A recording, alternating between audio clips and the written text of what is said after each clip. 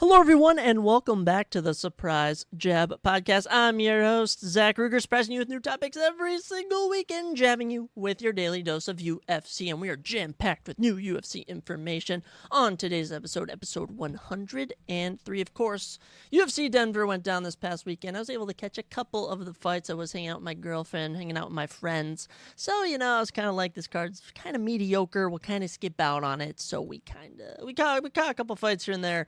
But even by the last two fights of the night, I was like, I'm going to bed. I rarely can't stay up for a UFC main event and co-main event. They were so boring. I just couldn't bring myself to do it. We'll be recapping the entire card to end this episode. Also on today's episode, we'll be looking at some new fights that have been announced since 7/11, July 11th, as well, of course, looking at Discussing Film. I was going to talk about this new book I read, Baby Steps Millionaires by Dave Ramsey, but I forgot all my notes at work, so that will have to be saved for Thursday's episode.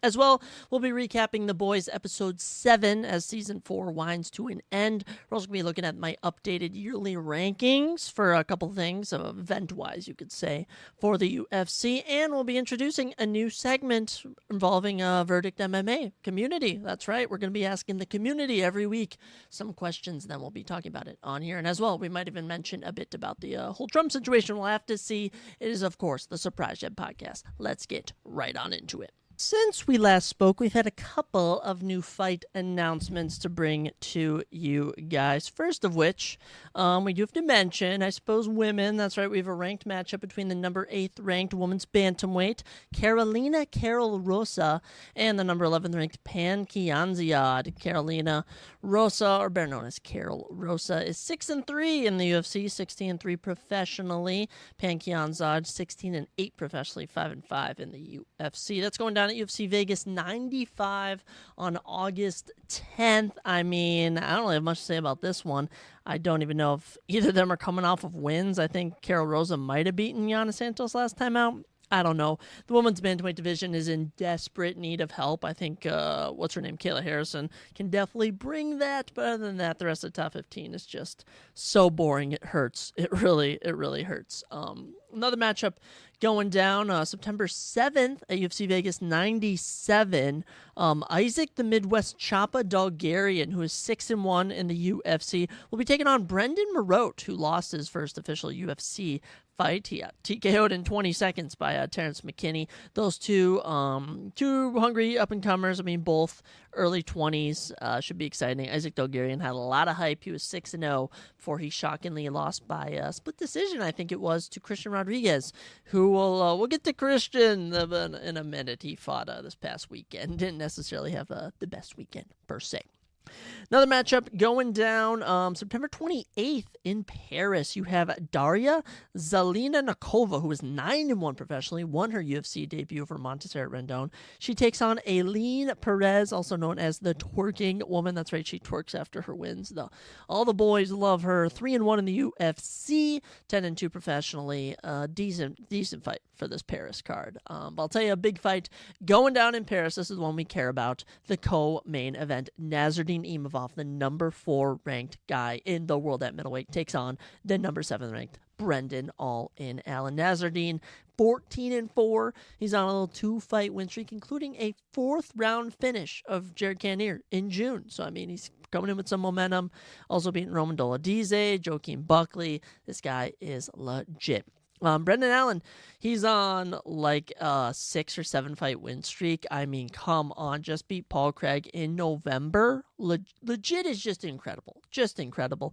This is an amazing matchup. I knew it was rumored to be the main event, but apparently it was it changed or something. I don't really know what was up with that, but happy it's going down. And the winner of this could be looking at a title shot. I don't want to say anything. But I could see a title shot in the future for the winner of these two. So, exciting stuff there. And the last fight that's been officially announced, Kevin Jousset versus Brian Battle, going down in Paris, a little welterweight matchup. Kevin Jousset is 2-0 in the UFC, wins over Kiefer Crosby and Song Kinong. And as for Brian Battle, 5-1 in the UFC. That one loss is to Renat Fakhretdinov, who's on a 22-fight win streak. I should put that out there. Other than that, I mean, he's finished AJ Fletcher, Takashi Sato, Gabe Green. He's a finisher. He's coming to bring it. Love Brian Battle. And moving down from middleweight to welterweight has helped his career exponentially. Like, it has completely changed his entire career perspective around, if you want to put it like that. So excited to see what goes down. Happy for that. There we go. Good stuff there. Rumored, not officially locked in, but just all about to be made official. An August 10th main event between Marcin Tybura and Sergey Spivak in the men's heavyweight division. Just what we want, 2 heavyweights on an Apex card main event. Sergey's ranked number 9, Marcin 8. Both coming off of, actually I think Spivak, did he lose his last fight, or he might have won? I honestly cannot remember with these guys. But being honest, I cannot remember some of these lower ranked heavyweights. Very brutal. Very brutal, I can't lie. It's not going to be the most exciting matchup. Sergey's going to want to bring it to the ground. Marcin will want on the feet. Probably riding with Spivak for that one. But all I know is both of those guys will get finished by everyone above them. And the big news, I know Dana White was kind of going on and on about a bunch of stuff today. But here we are. Here's all the big news. Apparently, Conor McGregor versus Michael Chandler is not official, but they are looking to get it done by the end of the year. The only real date that's even available is December, which is looking like UFC 310. So hopefully that can go down. I'm very nervous that this fight will never happen, but December, T-Mobile Arena could be the date. Let's hope so.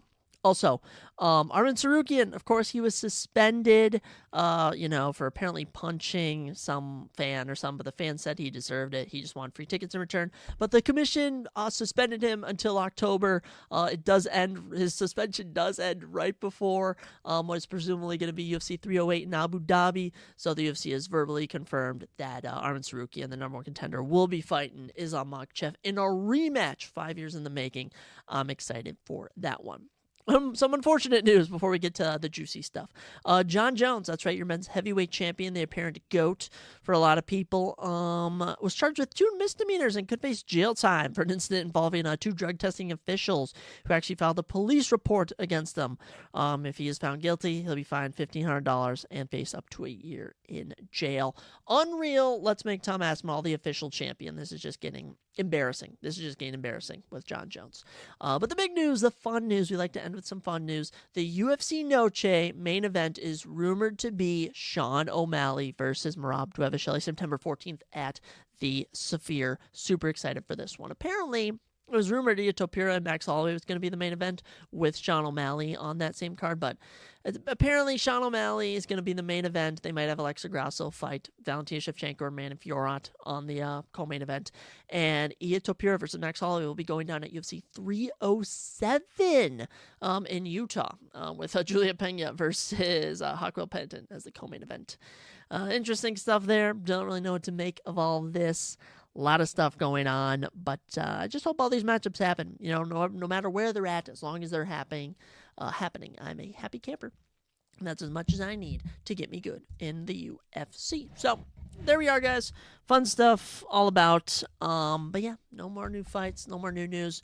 When we record our next episode this week, we'll have to see if anything matures. Dana White, he's always dropping stuff left and right. I'll tell you what else was dropping left and right, and that was bullets. That was bullets, guys. That's right. If you did not hear, Donald Trump was apparently shot at. Okay, not apparently, he was shot at. I've seen the video. His head turned just in time, but I just kind of wanted to touch on this a little bit because it's absolutely crazy that in my lifetime I witnessed a president almost get assassinated. A lot of weird stuff around this. You know me, I'm a little conspiracy nut. I like to look at conspiracy theories. But with this, I'm just going to leave it. There's already so many conspiracies. People are saying Trump faked it. People are saying it was an inside job. I can also get behind the inside job. People are saying it was a lone shooter, that the kid was bullied, but it doesn't really make sense because the kid was a Republican. He was a registered Republican. So why would he kill Donald Trump? How did Secret Service not stop anything? A lot of weird stuff with this. Everyone I've talked to, they all think different things. But it's just crazy to me. It is absolutely crazy that I honestly think that the country, our government tried to assassinate Donald Trump. I do not doubt it. I do not doubt they did to JFK, for goodness sakes. You don't think they would do it to Donald Trump. Donald Trump, surviving it, of course, getting in the air, fist pumping, fight, blood coming down from his ear. And all I see is just people rooting for him, celebrities, music artists, random people. I mean, the amount of black community support I've seen for Trump is absolutely insane. And I mean, he just announced Vance, the senator for Ohio, is going to be his vice president. So he seems like a good guy. I don't know too much about him, but we're ramping up, guys. November's going to come. More events like this are going to happen. And I would not be surprised if another assassination attempt took place. I kid you not. It's just absolutely ridiculous. It's absolutely ridiculous in broad daylight. This God save Trump. Most of people like to say, oh, God doesn't like Trump. But, if he hadn't turned his head a split second, boom, right through his brain, and we'd have been seeing videos of him dead, which would have been even more crazy. Just the whole scenario is absolutely disgusting. I would never wish Joe Biden to be assassinated. I would not wish Hillary Clinton to be assassinated. I've learned that if you just pray that God saves their souls, miracles can happen, because there's evil out there. And these people get conflicted by evil. They all reach a point, all these politicians, with greed, with hunger, and as much as Trump's a billionaire, he can do whatever he wants. He has oddly decided to continue to run, continue to change this country, continue to better the world. And there's just something about that I really respect. And I know some people hate him. And, honestly, if you hate Trump, I don't hate you. If you like Trump, I don't necessarily love you more than the next person. Okay, I've learned that it is division that is going to be the death of America. That's what happened to Rome, all the great civilizations of history. Division from within. No outside force ever stopped any other force. The Mongolians, the hunt for power was the death of them. It's absolutely crazy. And I feel like that's happening with America. If a civil war does happen, I will definitely not be partaking. I will try and be neutral, just as long as you don't shoot my dogs. I'll have no issues with you. But yes, happy that Trump did not get assassinated, or else the country would have been in an absolute uproar. I don't really know what else is going to happen, any more debates or anything like that, but big stuff in the political world. I don't know what more you can say. In the fake political world of The Boys universe. That's right, one of my favorite TV shows out right now. Episode 4, season 4, episode 7 recently dropped. This is spoilers, so spoiler warning if you have not seen it. It was great. Best episode, I think, of the season. You could argue, actually, the more that I think about it, was this the one with, no, it wasn't the weird one. The episode 6 they had, it was like, oh man, it was weird. Episode 6 was really weird. I don't even want to talk about it. There was like a sex dungeon. It was like Batman and Robin, if they were kinky and stuff. Hey, that's super vague. I don't really want to talk about it. But episode 7, my jaw dropped at the end of it with the cliffhanger, so I knew I just had to come on here and discuss it. So, episode 7, where are we at? Well, here, this is all from Wikipedia. So, Butcher bails Frenchie out of jail. So Frenchie's out of jail. Okay, Frenchie was in jail. He turned himself in. He's back out, and he asked him to assist Samir with the virus. Of course, Samir, who's the head popper? If anyone's followed it, head popper, Newman. She's like the vice president, trying to kill the president to become president. And her lover, her daughters, I don't know if they're actually like together, but her daughter's father, there we go, her lover is trying to recreate the virus that could kill the Supes, apparently kill Homelander.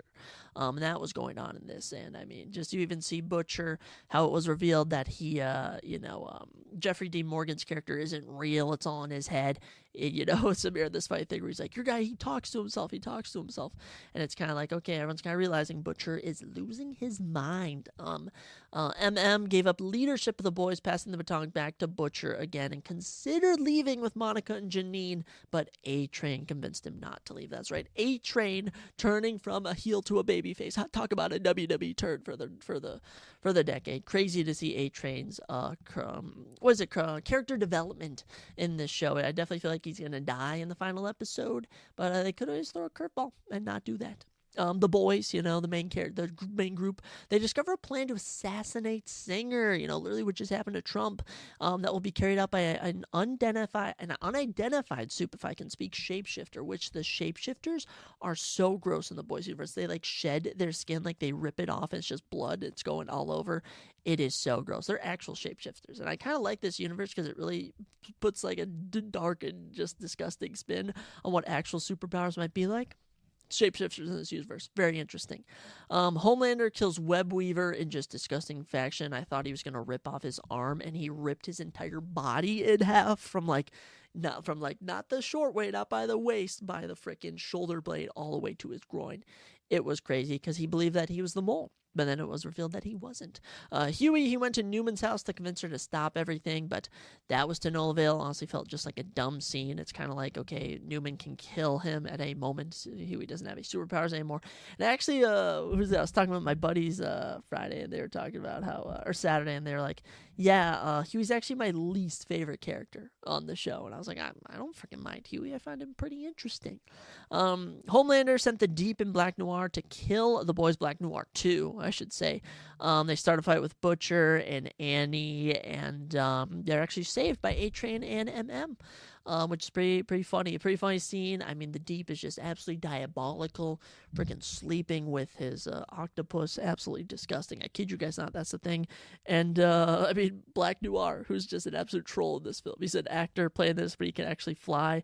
Some pretty cool scenes in this episode. Homelander expels Sage from the Seven for hiding A-Train as the leak. I thought he was honestly going to kill her because she kept talking back.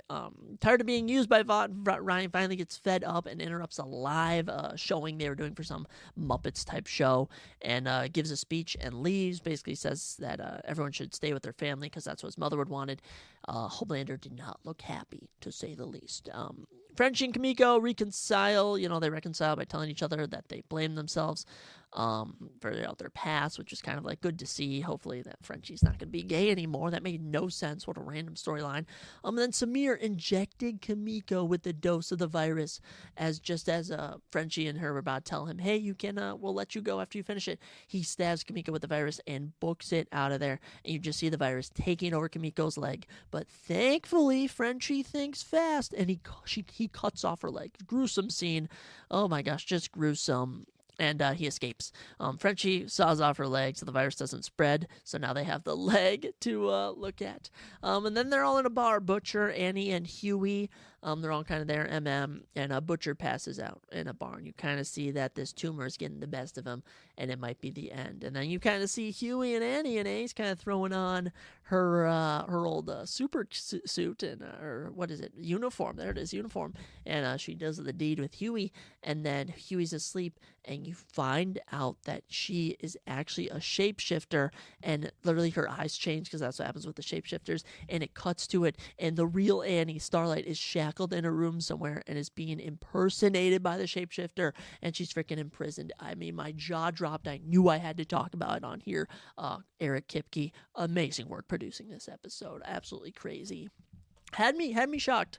Let me say, when my jaw's on the floor, then you know you did something good. But episode 8 comes out this July 18th, this Thursday, I meant to say. And you best bet that I'll be going in, because this is the final episode before the final season, and I already know that they are going to be going out all out for the final season. All 8 episodes going to be exactly what the fans want. So this will be the final episode. Before that, it's called Assassination Run. Pretty weird how we just had the whole Trump assassination thing, and we're having an episode called Assassination Run. I don't know. The world is a stage. It's all a rich man's trick. That's your little info for the day. And also some info for the day for you guys is that we, of course, here on the Surprise Ship Podcast do rankings. We love to rank stuff all the time, and we did a 5 months ranking just like a month ago, probably a bit over a month ago, and it's been updated since then, so I figured I'd touch on a couple of my updates. I really haven't made too many, if I'm being honest, but I figured I would just kind of give you guys a little insight into where we're at in our year rankings. So First off, pay-per-view events. I mean, the best events so far of the year, easily UFC 300 takes the cake. I still have UFC 299 at the second best and UFC 298 at the third best. But at the fourth best, I actually have UFC 302. There's just something about UFC 302. So many great moments there. And I know there were some duds. Paul Costa, Sean Strickland, one of them. Ian Gary, MVP. Oh, no, Ian Gary versus MVP went down at 303, which we'll talk about. But, I mean, Dustin Poirier on that card it was absolutely ridiculous. Kevin Holland, everything else on that card was absolutely amazing. Number 5, we still got UFC 301 in Brazil. And UFC 303, it's second to worst, but I mean, that's no one's fault. The card was put together, quite honestly, on hours' notice. And Alex Pereira ended the night with a bang. So it's really hard to kind of hate on that because it was just such a fire ending to the show. But UFC 300, I don't think it's being passed. It might be the best event of all time. So many great moments there. We'll also talk about Knockout of the Year and Fight of the Year is currently both the exact same fight. Max Holloway versus Justin Gaethje. I mean, there just really isn't anything else that is up there. If I'm being honest. Dustin Poirier versus Islam was pretty entertaining. But I mean, just nothing's come close as far as a fight of the night. As for KOs, we've had some amazing KOs. I mean, Volkan Ozdemir knocking out Johnny Walker. Pretty good moment at Saudi Arabia. Peyton Talbot knocking out Giannis Gamori, not about 2 weeks ago. Joe Pyfer knocking out Marc-Andre Barriault. Alex Pereira and Jerry Prochazka too. But I just don't think anything takes the cake over Max Holloway knocking out Justin Gaethje. You use the term greatest knockout of all time. It's up there. It's in the discussion. No, not even joking. Submission of the year, I think Islam's main Dustin Poirier is really up there. Definitely Michel Pereira getting back-to-back cards where he had minute submissions. It's pretty impressive. Brian Ortega's comeback over Yair. I think Angela Hill gained her first ever career submission at almost 40 years old. Is super impressive. But, Islam Makhachev defending his belt that's where it's at. An interesting one, title fights. This is what we like to see. Number 1, I still think is the bantamweight fight between Sean O'Malley and Marlon Vera. I remember just watching that with my family, my cousins, and it was just absolutely ridiculous. The shots Marlon Vera was eating, Sean O'Malley just picking them apart, super entertaining. Number 2, Ito Pura knocking out, Alexander Volkanovski. It was so shocking because it's I predicted it. I predicted he would knock him out in round 2, and it was you didn't actually think it was going to come true, and it did. And he did it in nasty fashion. And Ito Pura, man, give him a main event in Spain. Give it to him. Number 3, though. Definitely the lightweight fight between Dustin Poirier and Islam Makhachev. Definitely in the number 3 title fight of the year. Dustin Poirier, that might not have been his final fight, but he fought like it was. And I've never seen Islam Makhachev push to that limit before. He was pushed to darker places than the Alexander Volkanovski fight. He was actually in danger game finished at times. Incredible. Number 4, middleweight fight between Sean Strickland and Dricus du Plessis. You just can't deny them. That fight was great. They gave it their all. Very competitive. And at number 5, I have Jerry Prochazka versus Alex Pereira. And you may be like, why is that at 5? That was an amazing knockout. And it's simply because Jerry Prochazka, his weakness is Alex Pereira. Jerry had nothing in this fight. Every time he got touched, I felt like he was going to get dropped. And Alex Pereira was just too dominant. And that goes to the number 6 one. That's the knockout over Jamal Hill. And I do think the Jerry one was much better than the Jamal Hill one. But like I said, they're both up there, neck and neck. Absolutely amazing. At number, where are we at? 1, 2, 3, 4, 5, 6. At number 7, flyweight fight between Alexander Pantoja and Steve Erceg went the distance. Showed that Steve Erceg has great striking, but no takedown defense. Women's strawweight, second to last. Like I said, nothing much there in the women's bantamweight fight. That's just a terrible fight to kick off the year. UFC 297, Mayra Bueno Silva versus Raquel Pennington. No interest in that. Just an L. Just an L. And when it comes to fight night events, we're going to be ranking main events, of course. But when it comes to fight night events, UFC Louisville, I still think is the best of the year. I think UFC St. Louis was the number 2. UFC Saudi Arabia at the 3. Just some quick changes. Mexico at the 4. UFC Atlantic City at the 5. I think Denver comes in at 6 for the 6th best. And every event with a crowd, no matter how bad, will always be better than an Apex card. So pretty much every other Apex card is 6 to 14 when it comes to rankings for the year. We do have a couple more Apex cards. I know we got Vegas 94 coming up this weekend. You also got Vegas 95 going down in, August? August. I think we have 2 in August, 2 Apex cards, because I know there's an Apex 97 going down in, what is it, guys? September. But I'm thinking they go to 100 Apex events, and then they might stop. I don't know. That could just be a hypothesis. But if it does, I would not be angry, because the Apex cards are really bad. Really bad. But that's our update for the rankings currently for the year. Entertaining as could be. We love it. We love it. We love it. We love it. Know what else I love? The Verdict MMA app. One of my favorite apps out there. It is just so good. I get to talk with all other UFC fans, MMA fans, and we get to rank fights live. That's right. You actually get to look at the fights live, rank them, see what's going on. And I had this idea. What if I posed a question on their forum page, and every week, every episode even, we answer it? So that's what this is. This is asking the Verdict MMA community, Verdict Q&A, if you will. We'll think of a catchy name for it. But I posed the question, who is most likely to pass Anderson Silva's 16-fight win streak? Anderson Silva, of course, started off his UFC run winning his first 16 fights, 16-0 undefeated in the UFC before Chris Weidman shockingly knocked him out. Kamaru Usman has gotten to 15. He's been the closest so far, but we do have some others that are right frickin' there. First off, I got a numerous amount of people saying Islam. Sugar Sean, one of the top, obviously these are just their handles on Verdict, but Sugar Sean said Islam. Draymond Green MMA said Islam is the most likely. Leon Edwards isn't far behind him, I believe, which could end up being a crazy fight if Islam goes up in weight to fight Leon Edwards. If I had to pick a non-obvious person, I'd go Shavkat Rakhmonov or Ia Topura, who are still a while off.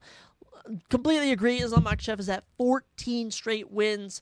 One more and he'll tie Kamaru Usman. And if he beats Arman Tsarukyan, you best bet he should go up in weight for a chance to become double champion against Leon Edwards, while also, what was I saying? Retaining his belt and getting to 16 wins. Leon Edwards is up there, but I think his no contest against Bilal Muhammad in 2021 cancels that. I don't know if that's necessarily, obviously I think we can look past that, but I think that might cancel. I think no contest kind of cancel that out. And Shavkat Rakhmonov, he is 18-0, 18 finishes. I think he's 6 or 7-0 to kick off his UFC career. He's absolutely incredible. He's legit. Ia Topura, what is he, 14-0? A finishing machine. I like both of those picks. Brody Lae said Leon probably could have if he had gotten his title shot when he was supposed to, but he's 32. He'll have the belt for maybe 3 more years if he's fighting infrequently. Much more likely that we'll see Shavkat as champ by 2026. I completely agree. You kind of forget about the age aspect with these guys. You really do. And when it comes to Leon Edwards, he has not been active. He became champion in 2021 and has had 2 title defenses. Alex Pereira won the freaking light heavyweight championship. Actually, no, that's not the stat, but Alex Pereira won the belt. Actually, yeah, Alex Pereira won the belt in 2023 and has had 2 title defenses in 2024. That's what I was going to say. It just shows the difference there. Oliveira Sub said Islam probably. Everyone's thinking Islam Makhachev. Arman Tsarukyan obviously poses a challenge, but Islam's beaten him before, and after seeing what Islam did to Dustin Poirier, it's almost like, who can't he beat? 3-piece and a soda said Michael Chandler, you said win streak. Never mind. Of course, he's trolling. Michael Chandler was actually getting into a Twitter beef with Dustin Poirier, and I don't understand what Michael Chandler is on about. I hope he realizes that he's on a losing streak. He lost to Dustin Poirier last time he fought in 2022. He has no leverage whatsoever in the UFC. I honestly just want him to fight anyone. Fight what you're scared about. Fight Charles Oliveira to rematch. Just stop wasting your life waiting for Conor McGregor. Conor McGregor is a billionaire. He could fight or not fight. It doesn't really matter to him. Turd Ferguson said Islam is the obvious answer, I think. After that, I'll go with Merab as he's at 10 straight wins. I also think Merab Dvalishvili is a great prediction. And if it is Merab versus Sean O'Malley at the Sphere, I honestly might have to go with Merab Dvalishvili because, as much as Sean O'Malley is great striking, he has not faced anyone like Merab Dvalishvili before. And you can say, okay, Aljamain Sterling, but Aljamain shot 1 takedown in the first round. O'Malley was able to defend it. And then round 2 got caught right away. Now, I don't doubt that Merab can get caught, but I also don't think Merab is going to be hesitant at all. I think he's going to go right forward, and he's going to put him up against the cage, take him through grappling. But yet again, it's so close. The UFC matchmaking is absolutely phenomenal. I don't know who to pick between Sean O'Malley and Merab Dvalishvili, but, 16-fight win streak. He's already at 10. Merab, greatest shot in the bantamweight division, for sure. And the last one we got, we got a lot more. The right hook said Ito Pure, in my opinion. Come on, he's so young. Champion, agreed, undefeated. Ange said Topira. Wow, yet again. Max Holloway fan said it's Leon, in my opinion. Islam is at 14 right now, meaning he's going to have to defend 2 more times. Armin Sarukian, Matus Gamrot, or Charles Oliveira. And then he's likely to move up and try to get that 17th win and double champ status, but he does not get past Leon, in my opinion. Wow. Wow. Very fascinating there. Like the take. I will say, I honestly favor Islam Makhachev over Leon Edwards. I just think a bulked up Islam Makhachev is going to be dangerous, as he kind of does play weight bully. At 155 pounds. He's strong. Let me tell you, Islam Makhachev is strong. His back muscles are insane. I think it was either Dana or Hunter was saying, I didn't know that back muscles existed before there was a picture of Islam Makhachev flexing, because he is just so inhumanly strong. Islam Makhachev getting the most votes on the page. Jay's 206, Islam. Majik lost, Islam. And Brody Lay said it again. It'll never happen again, in his opinion. Anderson Silva got that many because the sport was young. There's just so many competitive athletic fighters now. That's just not possible. That's another great point. But, what do we got? 1, 2, 3, 4, 5... 6, 7, we got 8 votes for Islam Makhachev, so Islam Makhachev seems to be the favorite, but I do like that Brody Olay. I do like that take. Anderson Silva was not really fighting necessarily the greatest competition compared to today. The guys up to today would eat the past for breakfast. Oh, my goodness. So it's tough to say, and, Anderson Silva was in his prime. He was the GOAT of his time. But we all know what happened when he started facing Israel Adesanya's, Jared Cannoniers, even Uriah Hall's past their prime. He started getting finished. So, I don't know. Very interesting. I really like this segment. It lets me know what other people are thinking. But when it comes to who will pass Anderson Silva's 16-fight win streak, it says, the community says, Islam Makhachev. So, that's who will say is going to dethrone it's possible. It's possible. I'll give you that. But not probable. Not probable. Tell you what is probable, the fact we're going to tell you 10 new things in pop culture. That's right. Of course, it is time for Discussing Film, where we discuss 10 new things in the movie, TV show world, just the anything world, if you really want to call it that. And we kind of give our thoughts. We go through 10 things, randomly off of Discussing Film, and I give my thoughts.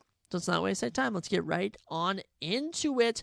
The original 4 reunited for the final season of Stranger Things. Of course, you have Mike.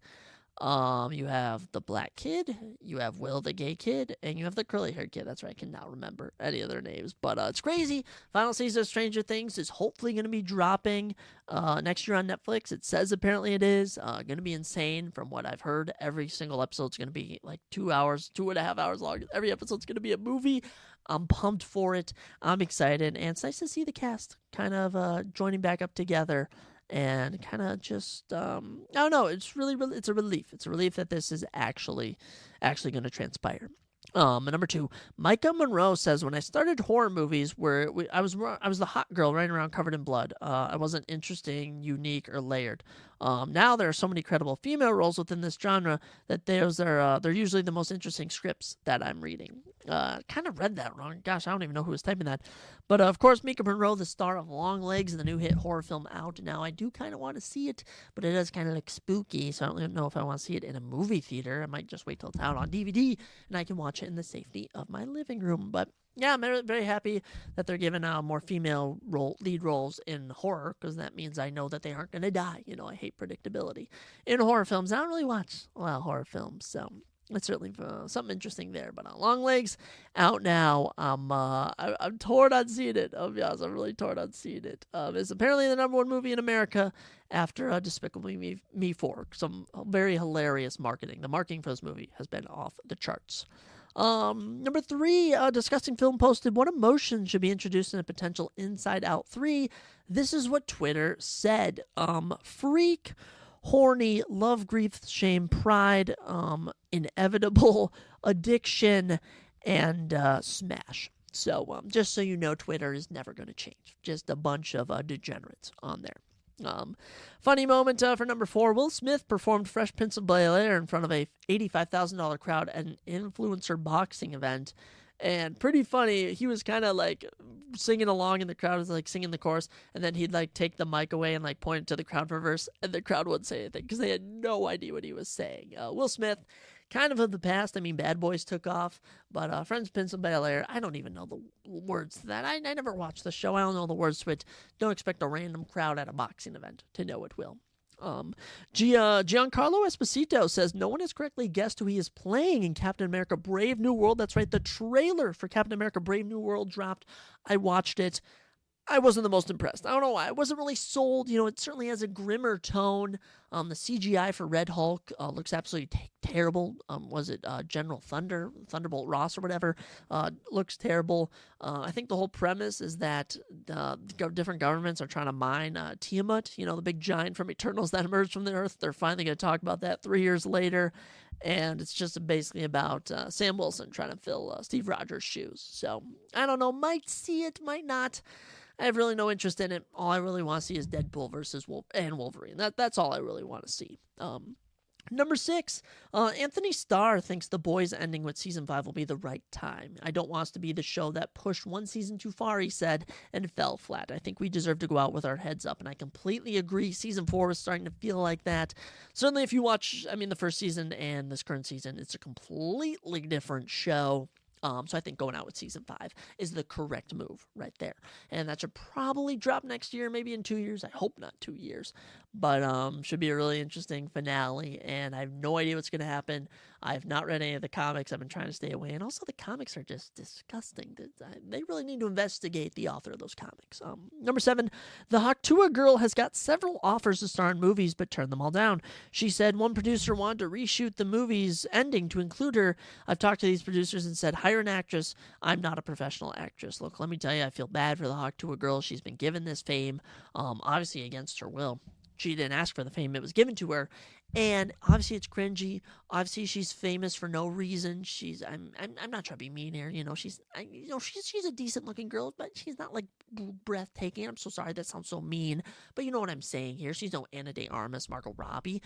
So it's just kind of perplexing. She's getting all this, way too much publicity, and I feel bad because she's already getting hate. I mean, people are mad she's not starting an OnlyFans. That should definitely tell you there's something wrong with our society here.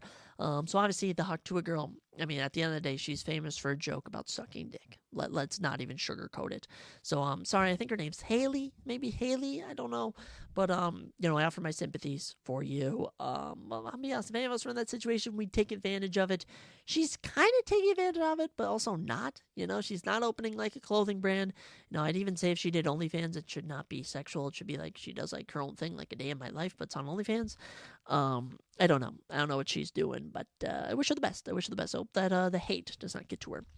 Number 8, the Despicable Me / Minions franchise has just passed 5 billion with a B worldwide as the highest grossing animated franchise ever. Wow. Just wow. Gru and the Minions are freaking rich, and Steve Carell has definitely made a bag off of voicing Gru. Holy cow. I freaking love these movies. I'm probably not gonna see Despicable Me 4 at the theater. I'll wait till it comes out to DVD or something. But who doesn't love a little Despicable Me? I love the Minions. Some people hate the Minions. Not me. I love the Minions. Number 9, sticking on the animated movie track, Inside Out 2 has become the 3rd highest grossing animated movie of all time, passing Frozen. I do not get the hype. I obviously understand Inside Out 2 is not for me, but it's getting so much money. It is absolutely ridiculous. I'm very impressed, to say the least. Certainly that. And I'll tell you the last thing we're going to talk about, number 10, what I'm most impressed with is that Euphoria Season 3 is beginning filming in January. The main cast will be returning. Absolutely crazy. The ending for Season 2 was, it had to come back. Euphoria, they might end it here. I think they should end it with Season 3. It would be a great 3-season, little trilogy season run. Because, obviously Fez is dead. They killed his brother in the final of Season 2. And just a lot of death is at that show. Jacob Elordi kind of blew up a bit. Zendaya obviously is a star, She doesn't really need this show. But there's some other, Sydney Sweeney's blown up from it. But certainly a lot of interesting stuff around Euphoria. But happy that they're going to be doing one final season. And I just know it's going to be emotional. I just know it's going to be emotional. They're trying to do some shock factor, some sex scenes or something. But I mean, it had a very emotional ending to season 2. And it's wow, just wow. Not really much to say. Happy it's going down, but those are 10 new things in the pop culture world, in the world of, gosh, I don't even know what you want to call it. Hollywood? I don't really know. Not a big fan of Hollywood, if you ask me. But I like movies and shows, so I guess I am. Let's round this episode out, guys. Let's round it all out with our UFC Denver official recap of all the action that went down. Obviously, some stuff transpired. How do we do on picks, you may ask? Well, we're now 169 and 111. So we're up 58 units. We don't actually bet, so we're actually not up any units. But we go 6-5 on the card. So not too bad on the card. Got 12 fights to talk about. It's not wasting time. Let's get right into it. So UFC Denver, alrighty. We kicked off the evening with a little welterweight action, which, if no one knew, I mean, this match was made on 5 days' notice, I mean, Evan Elder versus Darius Flowers, and we predicted that Evan Elder would get this done, and lo and behold, Evan Elder did exactly that. A little round 2 arm triangle, too. How about that? That's only the second submission win for Evan Elder in his career. Good stuff. Good way to get the card going. I mean, I don't even know how I said. Usually I have this noted down, but they didn't have him on a verdict, so I wasn't able to put my official finish way in. But Evan Elder getting it done. Good stuff for the kid. Little 2-fight win streak now. How about that?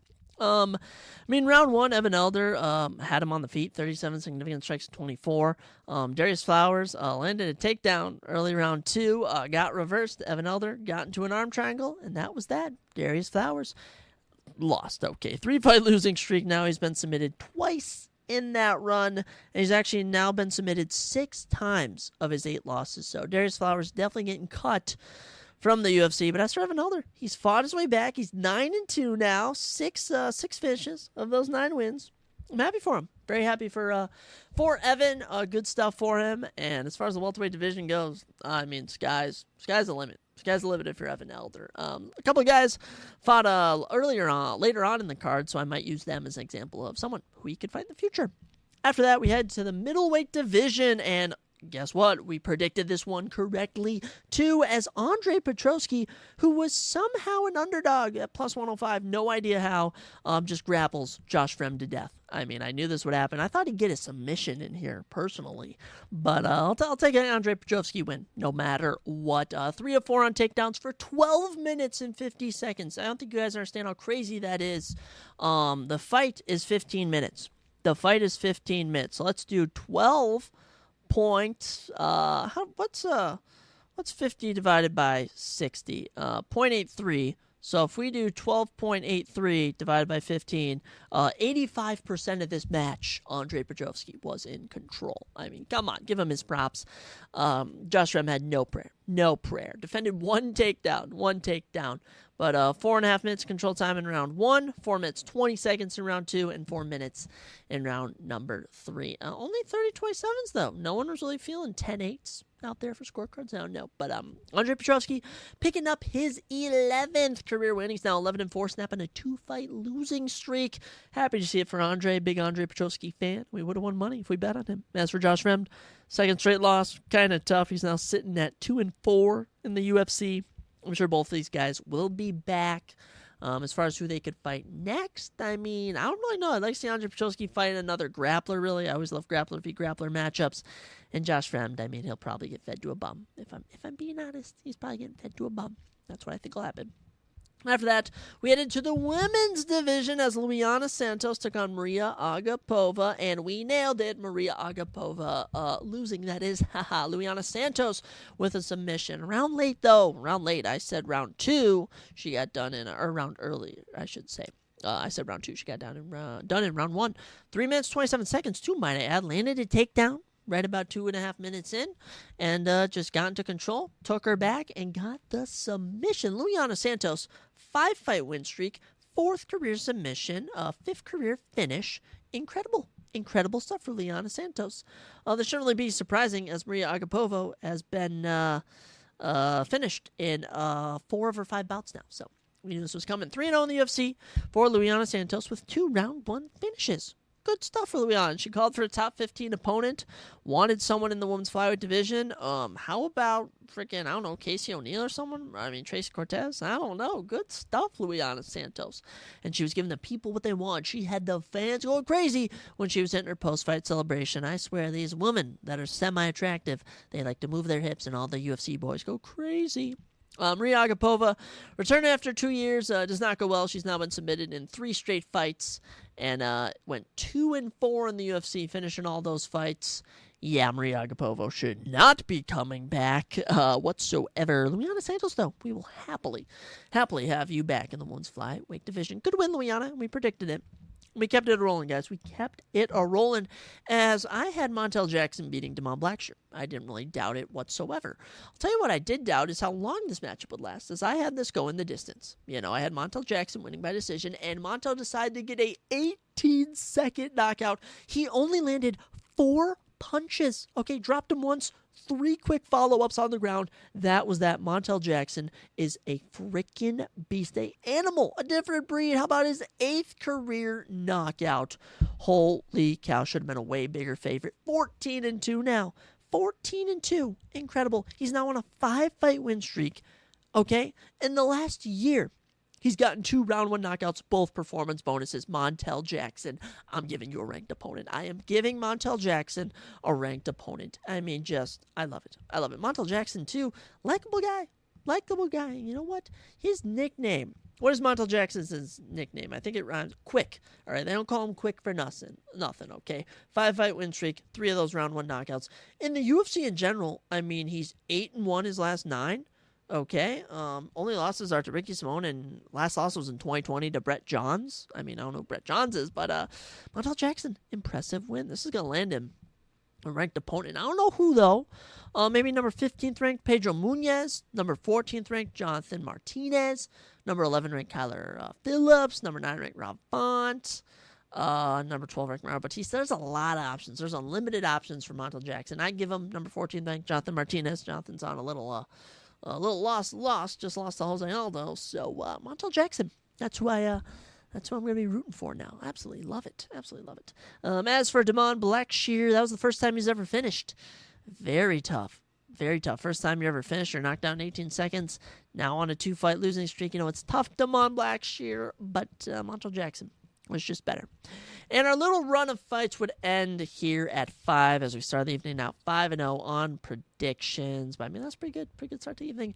As the number 15th ranked Jasmine Jasudavicius defended her ranked spot in the women's flyweight division as she beat Fatina Klein on short notice. Now, she wasn't supposed to fight Fatina Klein whatsoever, but I believe who is she supposed to fight? She had a matchup with someone. I honestly, Vivian Araujo. She was supposed to fight someone above her. What's Vivian ranked? She's supposed to fight the number 10 girl in the world. Instead, she fights this undefeated up-and-comer, Fatima Klein, and just destroys her through all 3 rounds. 40 significant strikes to 39, total strikes 93 to 48, 4 of 6 on takedowns for about 8 minutes of control time. Jasmine had this in the bag. Fatima did outstrike her significantly in round 3. Did get out-grappled the worst in round number 3. But, yeah, Jasmine almost got that round 3 TKO. I thought it was coming. But, yeah, impressive stuff from Jasmine Jasudavicius. Will keep her spot in the rankings. I'd even bump her up to 14 or 13. 2-fight win streak now. 2-0 in 2024 as well. I mean, 11-3. Very good. Only losses in the UFC are now Tracy Cortez and Natalia Silva. Those are aging pretty well. Those losses are aging pretty well. Fatima Klein, first loss, 6-1. You're only 24. You're only 24. Fatima, same at the end of the world, and Jasmine is a killer. Jasmine's a killer. Would love to see her rebook that Vivian Araujo fight. I mean, she's ranked number 10. I say we do that. Let's do it. All right, Jasmine, great win. And then the final prelim of the night. Not only did I predict this wrong, but I liked the guy that lost. Joshua Van, of course, the young and hungry up-and-comer. 22 years old on an 8-fight win streak. Dude, he was booked against Tatsuro Taira and Taguiro Limbekov at some points. Instead, he wound up with Charles Johnson. And for some reason, Charles Johnson is in his prime as he gets a freaking knockout win over Joshua Van. Hit him with an uppercut at the start of round 3, about 20 seconds in. Ref jumped in. That was that. Wow. Charles Johnson, round 3 knockout. Performance bonus, too. It was a good knockout, too. Might I add his 6th career knockout, 10th career finish. Charles Johnson went from 0-3 on the verge of getting cut to now on a 3-fight win streak. Wow. 3-0 in 2024. I mean, obviously Alex Pereira has 2 wins so far in 2024. Both those title fights, both knockouts. Charles Johnson, only fighter to be 3-0. I'm throwing Charles Johnson in fighter of the year conversation. If he can get 4 or 5 wins, he's going to be in my top 5 or top 3 by the end of the year. Michel Pereira is also up there too, but I mean, just incredible work. Gene Silva, we'll get to him too in a minute, but Charles Johnson, incredible. Joshua Van, very tough. First loss in, oh my gosh, a couple of years since Joshua Van just last lost. Man, it's tough. Only his 2nd career loss, but he'll be back. And I mean, this fight was going, it was pretty even. It was pretty much a round apiece heading into round number 3. And, round one, who should I say? Round 1, Charles Johnson landed more significant strikes, 44-22. Joshua Van did land a takedown, only held him down for 15 seconds. Round 2, Joshua Van was lighting him up on the feet, 44 significant strikes, 36. Charles Johnson just energy dumped at the start of the round, and that was that. That was that energy, Charles Johnson. I love it. I think he called out Tagir Lembekov. I say we make that fight. Tagir's ranked number 13. You also have Matt Schnell at 12. Let's give him a ranked opponent, guys. Let's give him a ranked opponent. Charles Johnson, 33 years old, 3-0 so far in 2024. Impressive. Okay. You know what? 5-1 the prelims. That's not bad at all. I'll take 5-1 the prelims. I'll tell you what I won't take is when I only predict one main card correctly. It was an absolute disgrace. So, let's kick it off. First off, the cards start off horrible. As Abdul Razak Al Hassan took on Cody Brundage. And in 37 seconds, Cody Brundage managed to shoot a takedown and kept getting hit with shots. Abdul Razak Al Hassan, 23 significant strikes to 1. Okay, and somewhere to the back of the head a bit, barely, but majority weren't. And Cody Brundage tried to pull the same act that he pulled with Jacob Malkoum. Dan Miragliotta was not having it, and we got a no contest. Terrible way to start off the card. Both guys in need of a win, and we get no contest here. I say we run this fight back, rebook it a month or 2 down the line. But just a disgrace. If you ask me. Cody Brundage is a flopper. Abdul Razak Al Hassan hitting a couple cheeky shots, but a majority weren't, and Cody Brundage was purposely putting his head in the way. I did not like that. I did not really care for that. So, no contest to kick off the card. Not the best. Then, man, let me tell you, next fight up, we predicted it incorrectly, is Christian Rodriguez. The kid had been on a 4-fight win streak, finally fought someone who wasn't an up-and-comer, and gets shockingly submitted in round number 1. He was winning round 1, too. Was outstriking him 35-33, then got taken down. Left his neck out, and Julian Rosa got a little submission win, a little guillotine with 11 seconds before round number 1. Christian Rodriguez suffering the first submission loss of his career. As for Julian Erosa, this is now a 2-fight win streak. 2-0 in the UFC in 2024, and both of those guillotine chokes. Come on, Julian Erosa. How about your 14th career win? Okay, and how about your 25th career finish? I'll give him his props. 30-12 now for Julian Erosa, 34 years old. Good stuff, man. Good stuff. Absolutely. I like to see that stuff. I really like to see that stuff. Julian Erosa proving that you can turn it around. He gets knocked out 2 fights in a row, comes back, gets 2 submissions in a row. You know what? We maybe should have seen it coming. Christian Rodriguez fighting young up-and-comers. He finally fights a veteran and loses. I don't know. Could have been there, should have been there, but it wasn't. So, next fight up, Gabriel Bonfim, Ange Lusa. Gabriel Bonfim improving to 16-1. He goes the distance for the first time in his career, and beats Ange Lusa. Wins all 3 rounds except on one judge's scorecard. Ange Lusa got a round, but every round Gabriel Bonfim looked better. Okay, round 1, Ange Lusa landed 3 takedowns, 2 minutes control time. Gabriel Bonfim did outstrike him 23 significant strikes to 15, but Ange Lusa wasn't looking too shabby. Round 2, Gabriel outstrikes him significantly, 35-21. Both men land a takedown. Round 3, Gabriel on the feet, 43 significant strikes to 16. Couldn't be stopped. Gets the decision win over Ange Lusa. Good stuff. Good stuff there. Angelusa, no contest and a loss now in 2024. Not the best, but Gabriel Bonfim got finished for the first time, shockingly, in November. Coming back, getting a win here is exactly what he needed. And by the way, 15 of his 16 wins by finish. Every young kid has to go the distance in one of them. And Gabriel, you know what, only 26. I do not doubt that he will be back. And I'm excited to see it in the men's welterweight division. Absolutely. And hey, Evan Elder won on the early prelims. I say we could do that fight. You know, you could even have Evan Elder take on Angelusa. That's someone I wanted to bring up. Then we got to the fight of the night in the next fight, boys, and I'm so pissed I didn't pick him. I picked the hometown guy, Drew Dober, and hometown fighters necessarily weren't on fire, I'll say. This card was in Denver, and one of our Denver fighters lost, and that was Drew Dober. He got cut bad. Man. This was a pretty even fight. Drew Dober took round 1. Gene Silva took round 2. And just the cut was so bad. Drew Dober's eye, was completely split open. It was brutal. And sadly for Drew Dober, he's now on a 2-fight losing streak, 1-3 in his last 4. Not too pretty. But as for Gene Silva, out of the Fighting Nerds, Gene Silva's the future of the men's lightweight division. Gene Silva is so good. 11-fight win streak now. This is 11 KOs. This counts as a KO. Never been finished. 3-0 in the UFC, all in 2024. How about that? Gene Silva's 3-0 in 2024. I didn't even realize that. I'm sorry, Charles Johnson, but Gene Silva, 3-0, all finishes. Fight of the night. This could even be in Fight of the Year category. He's legit. Let's give him a ranked opponent. I'm throwing him to the top, man. Come on. And guess what? He was on the freaking Ariel Helwani show today, or he was on social media today saying, hey, I saw someone pulled out of their Day 1 Contender Series fight in August. I want to step in for them. This dude wants to fight anyone. Okay? Patty Pimblett, Bobby Green, they're fighting. I think if Bobby Green win or loses, that could be a fight for him. Jalen Turner could be a fight. Loser of Dan Hooker and Juice Gamrot could be a fight. Rafael Fiziev. I want to see Gene Silva fight everyone. Dude is so legit. I'll never pick against him. And it's funny because I predicted him to win in his last 2 fights. And I was kind of like, you know what? I'll give Drew Dober a decision win here. And no. Gene Silva proved he is a killer. Absolute killer. Good stuff there. Co-main event. Just terrible. Santiago Ponzinibbio, 37. Muslim Slickov, 40. They fought like they were. I had Santiago winning. I don't know what fight I was watching. Clearly, a Muslim Sliakov winning this fight by split decision. He outstruck Santiago in round 1, went 0 for 4 in takedowns. Round 2, Santiago outstruck him by 2, landed a takedown.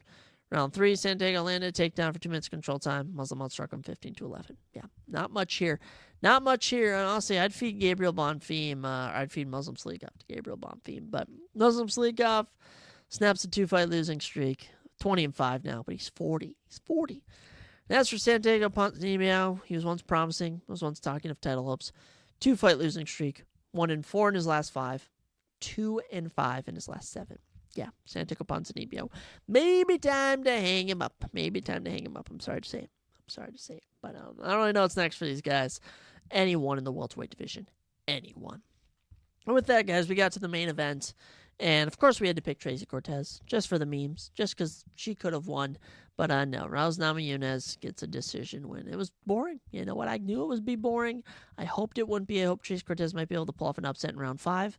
And guess what? She almost did. Tracy Cortez won round 5, which I thought was pretty crazy. But 48-47, 249-46. That's the decision win for Thug Rose. Namajunas, she was the favorite. Panned out, 14-6 now.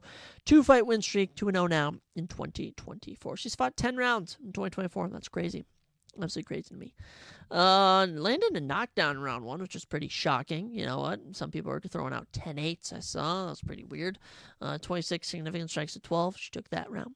Round 2 outstruck her 26-11 significantly. Both women landed a takedown. Round 3, Rose went to the grappling 2 of 2 for around 4 minutes of control time. Tracy Cortez only landed 2 significant strikes. She came alive in round 4, though. 12 significant strikes to 11. Round 5, 36 total strikes to 30. Rose landed a takedown. You know what? 52 seconds of control time. And that was that. Tracy Cortez's 11-fight win streak is snapped. Rose, 96 significant strikes to 58. 5 of 5 on takedowns. 119 total strikes to 85. Tracy went 2 of 5 on takedowns. So, yeah. There's that. there is that. Rose was talking about trying to become a double champion. Look, I would love to see Rose Namajunas fight anyone above her, because I'm not freaking picking her to win, okay? Man, if Uriah already beat her, Erin Blanchfield beats her, Alexa Grasso beats her, Valentina Shevchenko really beats her, Macy Barber would have beaten her.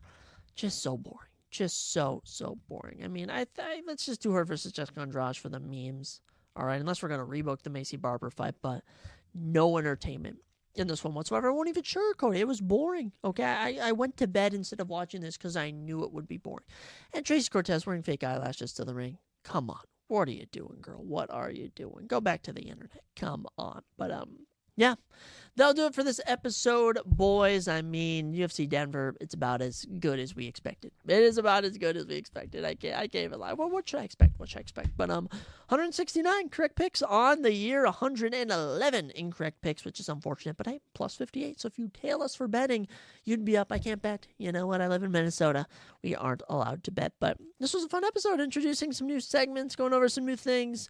Definitely working on growing this podcast. It's hard for me having a marketing major. I don't market this enough, but that's on me, just because, you know, I'm kind of happy just doing this whenever I want, here and there. But good stuff. We'll be back with UFC Vegas 94 predictions on the next episode. Of course, new surprise things on what else other than the Surprise Jab podcast. I'll catch you all next time. Have an amazing day.